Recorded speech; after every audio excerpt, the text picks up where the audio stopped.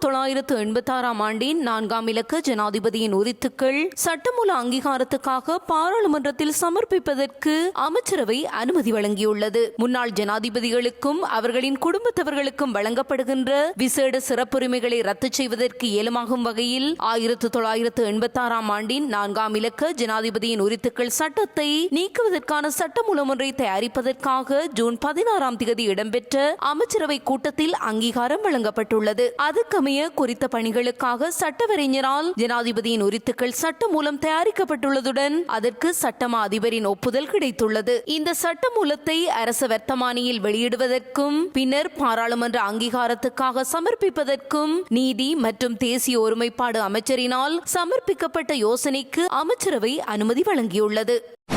உரிய ஆவணங்கள் இல்லையென்றால் உடனடியாக வெளியேறுமாறு தையிட்டி திஸ்ஸ விகாரையின் விகாராதிபதி ஜின்தோட்ட நந்தராம தேரருக்கு பலிகாமம் வடக்கு பிரதேச சபையின் தவிசாளர் சுகிர்தனால் கடிதம் ஒன்று அனுப்பப்பட்டுள்ளது. தையிட்டி இறை முத்துக்கலட்டி எனும் பகுதியில் தனக்கு சொந்தமான ஆதனத்தை ஜின்தோட்ட நந்தராம தேரர் சட்டவிரோதமாக ஆக்கிரமித்து அங்கு புதிய கட்டுமானம் ஒன்றை அமைத்து வருகின்றார் என ஒருவர் முறைப்பாடு ஒன்றை வழங்கியுள்ளார். இதையடுத்தே குறித்த பகுதிக்கு ஜின்தோட்ட நந்தராம தேரர் உரித்தாளர் என்றால் அதற்குரிய ஆவணங்களை ஒப்படைக்கும் இல்லையேல் ஆக்கிரமிக்கப்பட்ட பகுதியிலிருந்து உடனடியாக வெளியேறுமாறும் பலிகாமம் வடக்கு பிரதேச சபையின் தவிசாளர் சுகிர்தன் அந்த கடிதத்தில் சுட்டிக்காட்டியுள்ளார்.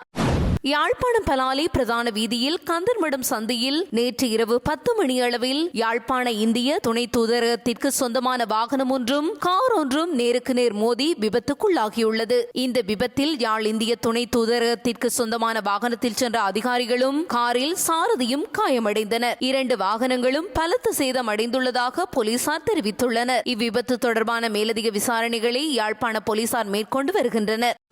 ஜெர்மனி மனித புதைகுழி 2ஆம் கட்ட அகழ்வில் நேற்று 8 மனித எலும்புக்கூடுகள் புதிதாக அடையாளம் காணப்பட்டுள்ளன. இந்த எச்சங்கள் குழந்தைகளுடையதாக இருக்கலாம் என சந்தேகிக்கப்படும் மனித எலும்புக்கூடுகளும் அடையாளம் காணப்பட்டுள்ளன. குழந்தைகள் அருந்தும் பால் போத்தல், சில ஆடையொத்த துணிகள் அகழ்வு பணியின் போது கண்டுபிடிக்கப்பட்டன. இதுவரை அடையாளம் காணப்பட்ட மனித எலும்புக்கூடுகளின் மொத்த எண்ணிக்கை 80ஆக உயர்ந்துள்ளது.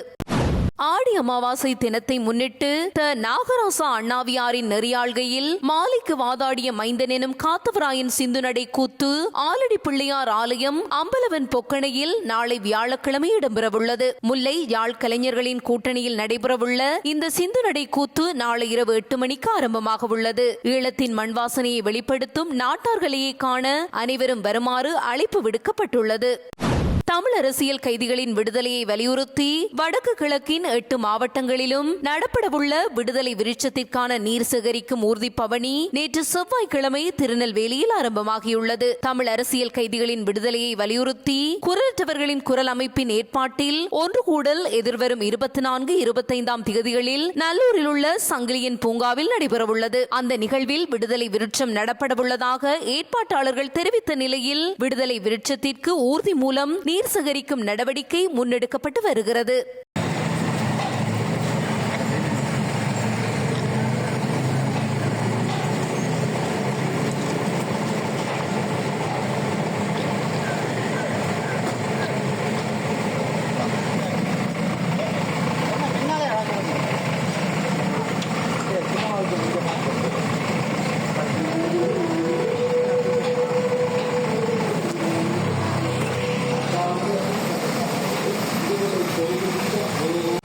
வவுனியா நேரியகுளம் பகுதியில் உள்ள வீடு ஒன்றில் நிலத்தின் கீழ் புதைக்கப்பட்ட 86 கைக்குண்டுகளுடன் ஒருவர் வவுனியா மாவட்ட குற்றத்தடுப்பு விசாரணை பிரிவால் கைது செய்யப்பட்டுள்ளார். கொழும்பில் துப்பாக்கியுடன் கைது செய்யப்பட்ட முன்னாள் விடுதலை புலி போராளி வழங்கிய தகவலின் அடிப்படையில் கொழும்பில் இருந்து சென்ற புலனாய்வுத்துறை அதிகாரிகளோடு வவுனியா மாவட்ட குற்றத்தடுப்பு விசாரணை பிரிவு போலீசாருடன் இணைந்து செட்டிக்குளம், துட்டுவாகை, நேரியகுளம் பகுதிகளில் உள்ள 2 வீடுகளில் சோதனையை மேற்கொண்டனர். நேரியகுளத்தில் வீடு ஒன்றின் அருகாமையில் நிலத்தின் கீழ் பதுக்கி வைக்கப்பட்டிருந்த பிளாஸ்டிக் பேரல் ஒன்றினுள் 86 கைக்குண்டுகள், T56 ரக துப்பாக்கிக்கான ரவைகள், கைத்துப்பாக்கிக்கான 3 ரவைகள், 5600 போதை மாத்திரைகள், 10 கிராம் ஐஸ் போதைப் பொருள் என்பன மீட்கப்பட்டன. வீட்டின் உரிமையாளர் கைது செய்யப்பட்டு செட்டிக்குளம் போலீஸ் நிலையத்தில் தடுத்து வைக்கப்பட்டுள்ளார். 21ஆம் நூற்றாண்டின் நீளமான சூரிய கிரகணம் ஆகஸ்ட் 2ஆம் தேதி நடைபெறவுள்ளது. இந்த கிரகணத்தின் போது ஸ்பெயின், எகிப்து, லிபியா, சவுதி அரேபியா உள்ளிட்ட நாடுகள் முழுவதுமாக இருளில் மூழ்கும் என தெரிவிக்கப்படுகிறது. இந்தியாவிலும் இலங்கையிலும் மாலை 4 தொடக்கம் 6 மணிக்குள் இதனை காணலாம். வழக்கமாக நிகழும் கிரகணங்கள் 3 நிமிடங்களுக்குள் முடிந்துவிடும். இந்த கிரகணம் 6 நிமிடங்கள் 23 வினாடிகள் வரை நடைபெறும். ஐரோப்பா, வட ஆப்பிரிக்கா, மத்திய கிழக்கு நாடுகளில் இது தெளிவாக தெரியும். சில குறிப்பிட்ட இடங்களில் சுமார் 6 நிமிடம் 23 வினாடிகள் வரை முழுமையான இருள் சூழ்ந்திருக்கும். இந்த நீண்டகால அளவும் புவியியல் அமைப்பும் இந்த கிரகணத்தை தனித்துவமாக்குகிறது. 1991, 2114 ஆண்டுகளுக்கிடையில் மிக நீண்ட சூரிய கிரகணம் இதுவாகும். சூரியனின் வெளிப்புற வளிமண்டலமான ஒளிவட்டத்தை முழு கிரகணத்தின் போது காண முடியும்.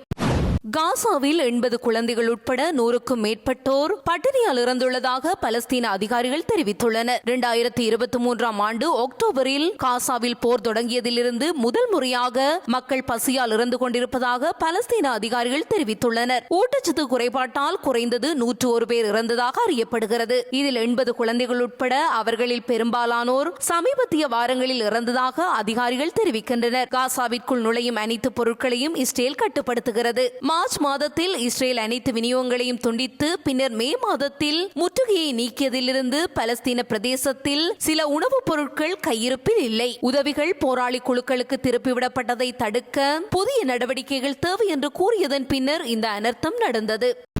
பெண்கள் விளையாட்டுகளில் திருநங்கைகள் போட்டியிட அமெரிக்க ஒலிம்பிக், பாரா ஒலிம்பிக் குழு தடை விதித்துள்ளது. இந்த ஆண்டு தொடக்கத்தில் அமெரிக்க ஜனாதிபதி டொனால்ட் ட்ரம்ப் கையெழுத்திட்ட நிர்வாக உத்தரவுக்கு இணங்க அமெரிக்க ஒலிம்பிக், பாரா ஒலிம்பிக் கமிட்டி தனது கொள்கையை புதுப்பித்துள்ளது. பெண்கள் விளையாட்டுகளில் திருநங்கை பெண்கள் போட்டியிடுவதை தடை செய்கிறது. ட்ரம்பின் உத்தரவு உயர்நிலை பாடசாலை, கல்லூரி விளையாட்டுகளுக்கு அப்பாற்பட்டது. அமெரிக்காவில் போட்டியிட விரும்பும் திருநங்கை பெண்களுக்கு விசாக்களை மறுக்க அமெரிக்க அரசாங்கத்தை கோருகிறது. 2028ஆம் ஆண்டு லாஸ் ஏஞ்சல்ஸ் ஒலிம்பிக்கில் திருநங்கை விளையாட்டு வீரர்கள் போட்டியிட அனுமதிக்க மாட்டேன் என்றும் ட்ரம்ப் தெரிவித்தார்.